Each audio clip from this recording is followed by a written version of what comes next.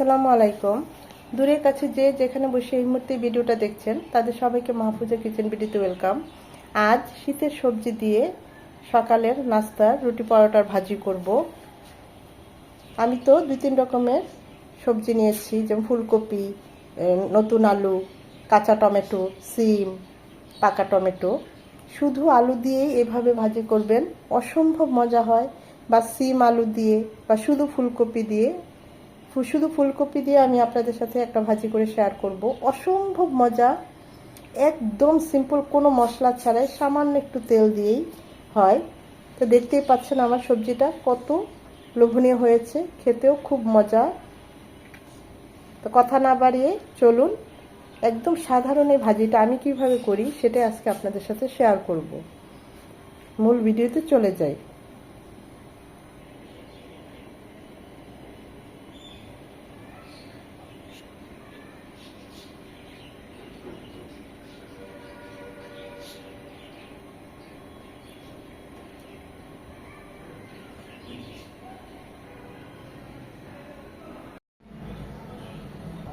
সকালের নাস্তার জন্য ভাজি করব, রুটি পরোটার জন্য দিয়ে দিচ্ছি সয়াবিন তেল 3 চামচের মতো, 3টা শুকনো মরিচটা একটু মচমচে হবে 1 মিনিট এই তেলের সাথে। 1 টেবিল চামচ রসুন কুচি, আমি রসুন কুচিটা খুব পছন্দ করি তাই একটু বেশিই দিলাম। রসুন কুচিটা 1 মিনিট হওয়ার পর দিয়ে দিব 2টো পেঁয়াজ কুচি। পেঁয়াজটা লাল লাল হয়ে এসেছে, নরম হয়ে গিয়েছে, রসুন থেকেও খুব সুন্দর একটা অ্যারোমা চলে এসেছে, একদম ভাজা ভাজা হয়ে গিয়েছে। এই পর্যায়ে আমি এখানে সবজি নিয়েছি, ফুলকপি, লাল পাকা টমেটো, আলু, নতুন আলু, কাঁচা টমেটো নিয়েছি আর সিম। চাইলে শুধু আলু দিয়েই করতে পারেন ভাজিটা, আমি আলু দিয়েই করি, এখন যেহেতু শীতের সিজন তাই ফুলকপি, আবার শুধু ফুলকপিও একই রেসিপিতে করলে অসম্ভব ভালো হয়, এটা তো আরো মজা হয় নতুন ফুলকপি দিয়ে।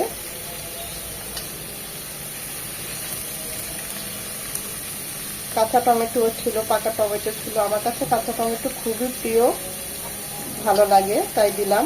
আপনারা চাইলে এখানে নাও দিতে পারেন, তবে দিলে আর সত্যি ভালো হয়। দিয়ে দেব স্বাদ মতো লবণ। এখানে আমি আর কিছুই দেব না, আর দেব ঝালের জন্য কাঁচামরিচ মাঝখানে কেটে দিয়েছি, এখানে অনেকগুলো, এতগুলো দেব না, 7-8টার মতো দিলাম। ঝালটা যে যেমন পছন্দ করেন ওই অনুযায়ী দিবেন। এখানে কোনো হলুদ গুঁড়ো, কোনো মরিচ গুঁড়ো কিছুই দেব না, আমি শুধু এই রসুন আর পেঁয়াজ কুচি বাগারেই আমি ভাজিটা করি। সবসময় আমি এভাবেই ভাজিটা করি, সকালের ভাজিটা। আলু ভাজি বলেন বা শুধু ফুলকপি দিয়ে সেম একইভাবে করি, বা সিম আর আলু দিয়ে করি, হাতের কাছে যখন যেটা থাকে, কিন্তু খেতে কিন্তু খুব ভালো হয়।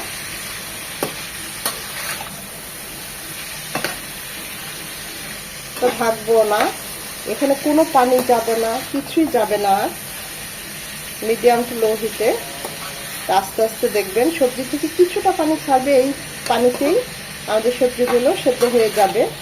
এটা একদম কুচিয়ে দিয়েছি, আবার একদম নতুন সবজি, আস্তে আস্তে কয়েকবার নেড়ে নেড়ে ভাজা ভাজা করে নেব।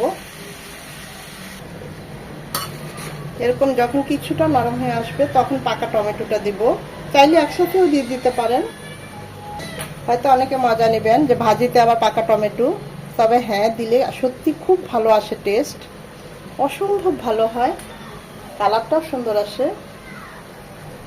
এই পর্যায়ে লবণ ঝাল সব কিছু টেস্ট করে নিতে পারেন।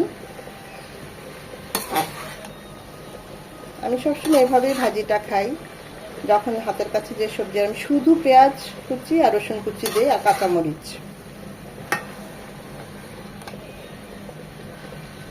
আমার মতো এইভাবে রসুন কুচি আর পেঁয়াজ কুচি আর কাঁচামরিচ দিয়ে কারা কারা সবজি খান সকালে নাস্তায়, কমানে অবশ্যই লিখবেন।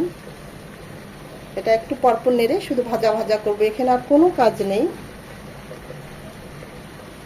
টেস্ট করেছি, আর একটু লবণ লাগবে তাই আর একটু লবণ দিয়ে দিচ্ছি, আর একটু ঝাল ঝাল হওয়ার জন্য আরো 4-5টা কাঁচামরিচ দিয়ে দিলাম।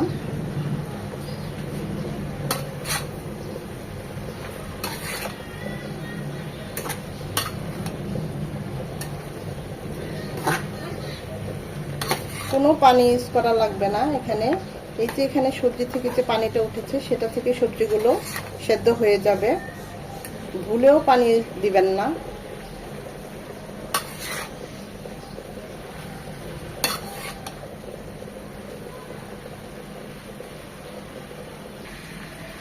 সব শেষে দিয়ে দিব ধনেপাতা কুচি। এর চেয়ে বেশি কুক করব না, তাহলে ওভার কুক হয়ে যাবে, খেতে ভালো লাগবে না। এরকম একদম ভাজা ভাজা সেদ্ধ কিন্তু একটু শক্ত শক্ত ওই ধরনের সবজিটাই বেশি ভালো লাগে।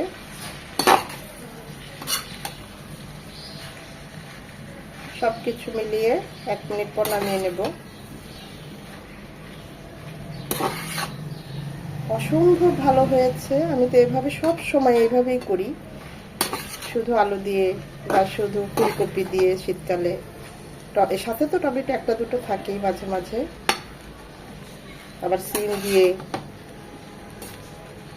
মনে হয় কাঁচা টমেটোটা দিলে টকটক হবে, কিন্তু না, খুবই ভালো লাগে। দিয়ে দেখবেন এইভাবে একবার সবজি ভাজি পরোটা রুটি পরোটা সব কিছু দিয়ে খুবই ভালো যায়। আবার চাইলে গরম ভাত দিয়েও খেতে পারেন, তবে এই সবজিটা রুটি পরোটা দিয়েই বেশি ভালো লাগে। টেস্ট করেছি, সব ঠিক আছে। এর চেয়ে বেশি কুক করব না, এখন চুলাটা অফ করে দেব। ভাজিটা সার্ভ করার আগে আলু ভর্তা করব। নতুন আলু সেদ্ধ করে নিয়েছি। আজকে সব কাঁচা করব এই আলু ভর্তাটা, মানে সবসময় আমি যেভাবে বেশিরভাগ এরভাবেই খাই। শুকনো মরিচ টেলে নিয়েছি একদম মচমচে করে, কাঁচা মরিচ নিয়েছি, লবণ, কাঁচা পেঁয়াজ, ধনেপাতা। প্রথমে আলুগুলো ম্যাশ করে নেব হাত দিয়ে। যারা শুকনো মরিচ পছন্দ করেন না, শুধু কাঁচা মরিচ নেবেন। আমি বেশিরভাগ কাঁচা মরিচ দিয়েই করি, তখন বাবুরা খায়। তো শুকনো মরিচগুলো প্রথমে হাত দিয়ে এভাবে ডলে নিয়ে নেব।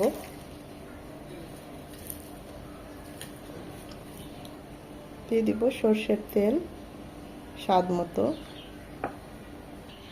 আমার মতো কে কে এরকম কাঁচা পেঁয়াজ কাঁচা মরিচ দিয়ে শুধু সরিষার তেল দিয়ে এভাবে আলু ভর্তাটা করে খান, কমেন্ট করে অবশ্যই জানাবেন।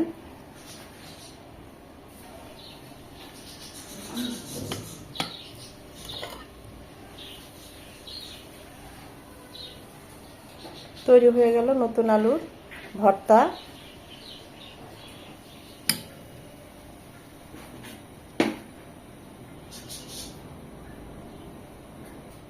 খুবই সাধারণ এই ভাজি ভর্তা, একদম সিম্পল, কিন্তু অসাধারণ হয় খেতে। এই সাধারণের মাঝে অসাধারণ স্বাদ লুকিয়ে আছে। এটা এতটাই টেস্টি হয় এই ভাজিটা। তা আমি তো এইভাবেই ভাজি করি সব সময়। আশা করি আপনাদেরও ভালো লেগেছে ভিডিওটা। যদি ভালো লেগে থাকে লাইক কমেন্ট শেয়ার করে দিবেন। আর এইভাবে কারা কারা ভাজি খান বা এইরকম ভর্তা কারা কারা খান অবশ্যই কমেন্ট করে জানাবেন।